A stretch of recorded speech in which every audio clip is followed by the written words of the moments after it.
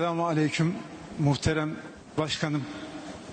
Selamun Aleyküm. Özbekistan, Türkistan sevdasıyla büyümüş bir kardeşinizim. 7-8 yaşından itibaren hayallerimiz, hasretimiz, hicranımız olan Mavera-Nehir, Xorasan, Türkistan'la büyüdük. Assalomu alaykum, hurmatli prezident janoblari, hurmatli tadbirkorlar, hurmatli O'zbekiston fuqarolari.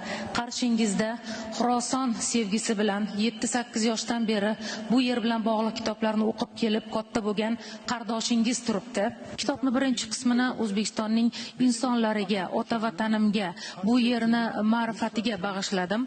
Ikkinchi qismini Yangi O'zbekiston deb nomladik. Muqovasida Yangi O'zbekistonni tushuntirib berganmiz.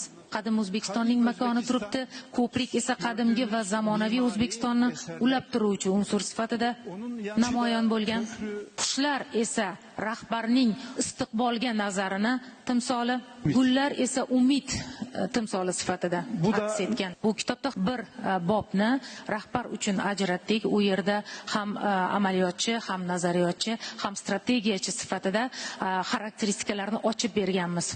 Siz har doim taraqqiyotning ikki tomoni bor, moddiy va ma'naviy tomoni bor deb kelgansiz o'z ma'ruzalaringizda. Bu yerdagi tadbirkorlar moddiy tarafni vakillari bo'lsa, Toshkentdagi Islom sivilizatsiyalar markazi, Samarqanddagi Buxoriy markazi bu barcha masalalarning ma'naviy tomonini ko'rsatadi. Islom sivilizatsiyasi markazi bilan 100 yillarga tatigulik asarga imzo otildi. Amir Temur aytmaganmidi? Bizni kuchimizni ko'rmoqchi bo'lganlar bizning imoratlarimizga qarashsin deb. Yeni Özbekistan'ı görmek isteyen İslam Medeniyet Merkezi'ne, Buhari Külliyesi'ne baksın, yatırımlara baksın.